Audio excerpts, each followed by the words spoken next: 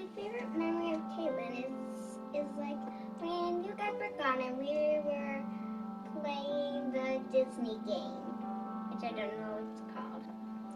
Well, I really liked guessing which shows were they or which movies they were. So my favorite recent memory of Kaitlyn is one where she actually was not in the room, or so I thought.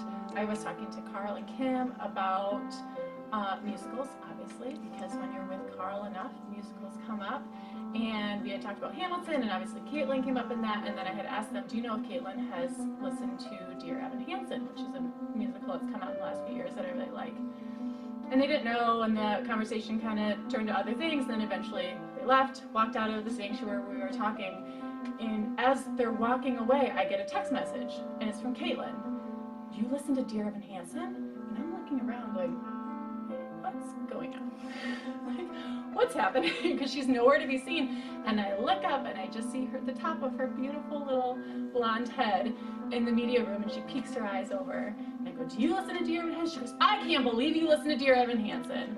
And that is the time. It just was so indicative of who Kaitlyn is, which is there's musicals around, she's hearing it, but you're not seeing her. When we wrote, produced, and started The Stupid Night. As well as Poop Disease. Yeah, Poop Disease. Those are some good memories there. Good one. Okay, well, one of my favorite memories with Kaitlyn, the sibling clan was at church, and we were just kind of making funny videos, and we hear people come inside the church. So we hide inside one of the rooms, and they're just in the lobby, and we hear them talking, and me and Kaitlyn are just making jokes about how they're probably there to murder us. Later, Jordan's freaking out, and Jake's kind of sitting there with Jordan, and later, Mom texts Kaitlyn, or after the people leave, Mom texts Kaitlyn telling her that she's at the door, and we finally come out of the room. And we unlocked the door for Mom, and Mom said that it was just like William and people like that. And me, Kaitlyn, and Jake just burst out laughing. It was very, very fun time. It's funny because me and Kaitlyn did not like each other as kids, and now she's like my best friend. So I think it's really cool to see how far we've come. What was your most memorable time with Kaitlyn? I would have to say when she came over and we were gonna hang out, and then she sat behind the couch. And she sat there for a while, but she ended up coming out behind the couch eventually, and we had a great time. Okay, so I'm gonna combine favorite memory with the time she makes me laugh. Okay. I think, because there's a situation I'm thinking of that kind of encapsulates a whole lot of things. So there was a time that you and Kim were gone on a trip, and Kaitlyn stayed with us for like a week. And in the evenings, we did puzzles together, and we all kind of hung out. Vince was there. This was me and Vince and Sheila and Kaitlyn. And we played games, and I remember it was just a delightful week. I just really enjoyed it. I was actually hoping you guys would go on vacations more so that Kaitlyn could come stay with us. And I had always enjoyed Kaitlyn's presence, like going to Jesus People a couple times and seeing her at church and things like that. But there was something about that week that I was like, I really like Kaitlyn, and man, we really should have had a daughter because girls are pretty cool. And so that one is just stuck in my head. That's just a really precious memory to me. So one of my favorite memories with Kaitlyn is when we were at Firefly with her and Jake, and we decided to just go in our little mischievous mode and jump into Jake's car, proceeding to lock him out. We decided to just slowly drive away, teasing him throughout downtown, and we went a whole block around, and he chased us another block. We caught a light at the intersection. We were laughing and laughing, and Jake ran up to the van in the middle of the intersection. He starts banging on the van. Light turns green, we go. We're driving. Well, we go into an alley parking lot right next to Firefly, and we lose him.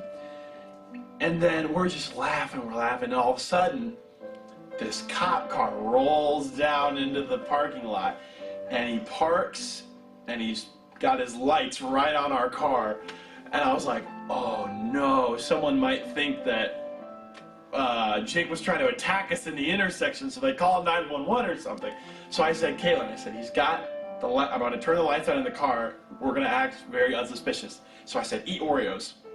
She's like, what? So we just started eating cookies and talking. He turned off his lights and he sat there forever, and then finally he left. And we were like, oh, and then we ran and we got Jake. But we were just, it was a mixture of laughing, hysteria, fear, and also just pure entertainment. That was probably my favorite memory of Kaitlyn. And Carl didn't know about that until now. I did not know about that. Now you're all in trouble. Favorite memory of Kaitlyn.